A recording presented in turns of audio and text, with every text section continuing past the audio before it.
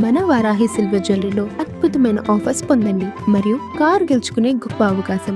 ఎవరి మీద ఎవరు కేసులు పెడతారని చూద్దాం. ఇకపోతే ప్రకాష్ రెడ్డి గారికి అనంతపురం జిల్లాలో ఒక అభద్రతా భావం ఏర్పడింది.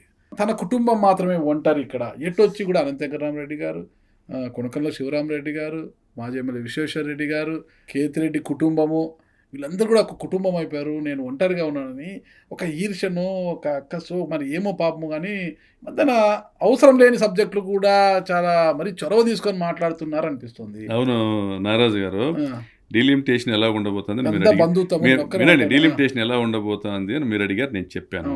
అవసరం లేని సబ్జెక్టా కాదు మరి అది అంటే ఏదైనా ఆ సందర్భాన్ని బట్టి ఆ రోజు విలేకరులు అడిగిన దాన్ని బట్టో, లేదంటే ఆ సమావేశంలో జరుగుతున్నటువంటి ప్రసంగాలను బట్టో మాట్లాడతారు తర్వాత వచ్చిన వక్తలు. మరి మాకేంది ఇన్సెక్యూరిటీ, మాకేం ఎవరితో అనంత వెంకటరామరెడ్డితో అనంత వెంకటరామరెడ్డితో బంధుత్వం అవసరమా? కేతిరెడ్డిలతో మాకు బంధుత్వం అవసరమా? ఐకమత్యంగా బంధువులు దండిగా ఉన్నారు. మీరంతా 100 మంది బంధువులు ఉండొచ్చు. జగన్మోహన్ రెడ్డి నాకు ఆత్మ బంధువు. జగన్మోహన్ రెడ్డి మీకు ఆత్మ బంధువు, మరి వారికి కాదా? నా ఒపీనియన్ నేను చెప్తున్నా, మీరు వాళ్ళని ప్రశ్నించుకోండి. జగన్మోహన్ రెడ్డి గారు మీ ఆత్మ బంధువు. మేము రాప్తాడు నియోజకవర్గంలో మా కుటుంబానికి ఉన్నటువంటి ప్రజాదరణ కావచ్చు, మా కార్యకర్తల అండదండలు కావచ్చు, పైనుంచి జగన్మోహన్ రెడ్డి గారి ఆశీస్సులు కావచ్చు, మేము గత 20 సంవత్సరాలుగా ఈ నియోజకవర్గంలో మేము దుర్మార్గం పైన పోరాడుతున్నాము. ప్రజాహిత కార్యక్రమాలు చేసినాము, ప్రజాసేవా కార్యక్రమాలు చేసినాము, ప్రజల మన్ననలు పొందినాము. దురదృష్టవశాత్తు ఓడిపోయినాము. ఈరోజు ప్రజలు మమ్మల్ని కోరుకుంటా ఉన్నారు. అనవసరమైన విషయాల్లో ప్రకాష్ రెడ్డి గారు తలదూరుస్తుంటారు అనేది అందరూ అనుకుంటుంటారంట. ఎందుకంటే ఇటీవల ధర్మవరంలో ఒక సభలో ప్రజలను ఉద్దేశించి ఆ సభలో కేతిరెడ్డి వెంకటరామరెడ్డి, ధర్మవరం మాజీ ఎమ్మెల్యే, మీ పక్క నియోజకవర్గమే, కేతిరెడ్డి వెంకటరామరెడ్డి గారు మాట్లాడుతూ పార్టీ నుండి బయటికి వెళ్ళిపోయి తిరిగి మళ్ళా పార్టీలోకి వచ్చేవారిని చెప్పు తీసుకొని కొట్టాలి అన్నాడు అనమాట. సరే, అది ఆయన అభిప్రాయం, ఆయన చెప్పాడు. అంతవరకు పార్టీలో నుంచి వెళ్ళిపోయి మళ్ళీ తిరిగి వచ్చే వాళ్ళని అన్నాడు అనమాట. దాంట్లో సరే తప్పారైతే మళ్ళా విషయం. మళ్ళీ తర్వాత మీరు ఇటీవల ఒక సభ నిర్వహించారు, అంటే సర్పంచులకు ఏదో సన్మాన కార్యక్రమమో ఏదో పెట్టారు మీరు. అవును. ఆ కార్యక్రమంలో మైక్ అందుకొని మళ్ళీ ఊపేసాను అన్నట్టుగానో, లేదంటే ఒక జోష్ కోసం అన్నారు, నాకైతే అర్థం కాలేదు. కానీ పార్టీ నుంచి బయటికి వెళ్ళిపోయిన వారిని చెప్పుతో కొడితే, పార్టీ సస్పెండ్ చేసిన వారిని వెంట వేసుకొని తిరిగే వారిని దేంతో కొట్టాలి? చెప్పు మరిగేసి కొట్టాలి అని మీరు అన్నారన్నమాట. అది పెద్ద కాంట్రవర్షియల్. అసలుకి మీరు ఎవరిని ఉద్దేశించి అన్నారు? ఆ మాటలు అనాల్సిన అవసరం ఎందుకు వచ్చింది? అర్థం కాలేదు. ఎవరిని ఉద్దేశించి అన్నారు ఆ మాటలు మీరు? నారాజు గారు, ఇక్కడ కేతిరెడ్డి మాట్లాడిన మాటలు నేను సమర్థిస్తూ మాట్లాడా.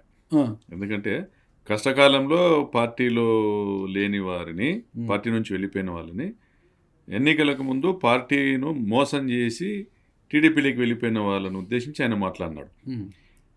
నేను కూడా సేమ్ లైన్స్లోనే మాట్లాడా. ఎన్నికలకు ముందు పార్టీలో నుంచి వెళ్ళిపోకుండా పార్టీలో ఉంటూ ద్రోహం చేసిన వారిని హైకమాండ్ గుర్తించి నిజ నిర్ధారణ చేసి సస్పెండ్ చేసిన వారిని మళ్ళీ మన పార్టీ నాయకులే వెంటేసుకొని తిరిగితే అది తప్పు కదా అనేది నా ఉద్దేశం.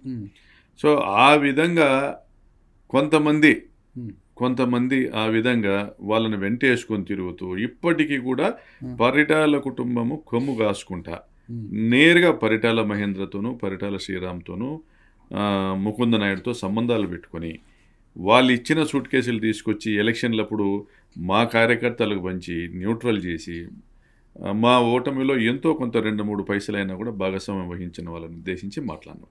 అంటే వాళ్ళు నన్నే ఒప్పించలేదు. పంచాయతీ ఎలక్షన్లలో చేతనైన కాటికి మా సర్పంచ్ అభ్యర్థులను, ఎంపీటీసీ అభ్యర్థులను ఓడించాలనేసి ప్రయత్నం చేశారు. కాబట్టి మా నియోజకవర్గంలో అంటే నేను ఎవరైతే సస్పెండ్ చేసినానో వాళ్ళలో ఒక ఇద్దరి గురించి నేను మాట్లాడితే అనంతపురం రూరల్, రాప్తాడు మండలంలో కనీసం ఒక 4-5 పంచాయతీల్లో డబ్బులు ఇవ్వడము, మా అభ్యర్థులను ఓడించేదానికి ప్రయత్నం చేయడం చేశారు. ఎలక్షన్లప్పుడు కూడా ఈ రకంగా మా లీడర్లకు ప్రలోభ పెట్టి డబ్బులు ఇచ్చి చేయడం చేశారు. సో అంతా కాకుండా ప్రకాష్ రెడ్డి దగ్గర 100 కోట్లు ఉన్నాయి, నీకు కోటి ఇచ్చినాడా, నీకు 50 లక్షలు ఇచ్చినాడా, నువ్వెందుకు అడగకూడదు అని రెచ్చగొట్టేటువంటి కార్యక్రమాలు చేసి టోటల్ డ్యామేజ్ చేసుకుంటూ వచ్చినారు. ప్రకాష్ రెడ్డి అప్పుల్లో ఉన్నాడా, ఎలక్షన్లకు కనీసం డబ్బులు సమకూర్చలేకపోయినాడా, ఇవేమీ కూడా తెలియదు కార్యకర్తలకి. ప్రకాష్ రెడ్డి బాగున్నాడంటే బాగుండాలే, 7వ సారి సంపాదిస్తాడే అనుకుంటారు. సో ఇటువంటి పరిస్థితుల్లో ఎన్నికల్లో ఓడిపోయి ఆర్థికంగా నష్టపోయి నేను నాతో పాటు నా కార్యకర్తలు దెబ్బతిని ఎన్నికల తర్వాత మా కార్యకర్తలు హత్యలకు గురై మా దాడులకు గురై ఆస్తులు పోగొట్టుకొని కేసులు పాలై అవమానాలు పాలైన పరిస్థితుల్లో ఇప్పటికీ తెలుగుదేశం వాళ్ళతో సంబంధాలు పెట్టుకుంటూ మా పైన కామెంట్స్ చేస్తూ సోషల్ మీడియాలోనూ కామెంట్స్ చేస్తూ దుష్ప్రచారాలు చేస్తున్న వాళ్ళను వెంట పెట్టుకొని తిరగడం ఎంతవరకు సబబు అనేది నా ప్రశ్న. సో అటువంటి వారిని అన్నాను కానీ కేతిరెడ్డి నేను అనలేదు. కేతిరెడ్డి అంటే మరి ఎవరు వాళ్ళు? అటువంటి వారు అంటే ఎవరు వాళ్ళు?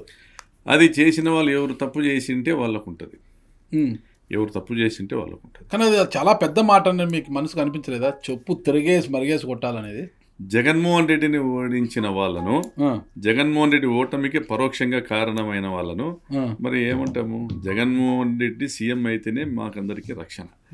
జగన్మోహన్ రెడ్డి సీఎం కాకోకుండా ఉండాలి అంటే ప్రకాష్ రెడ్డి లాంటి ఎమ్మెల్యే అభ్యర్థులను ఓడించాలని భావించే వాళ్ళను ఇంకంతకంటే ఏం మాట్లాడగలుగుతాం? కానీ సమర్థించుకుంటున్నారా మీరు ఆ వ్యాఖ్యల్ని? నేను 100% మా కార్యకర్తల మనోభావాలనే నేను నా మాటల ద్వారా వ్యక్తపరిచిన.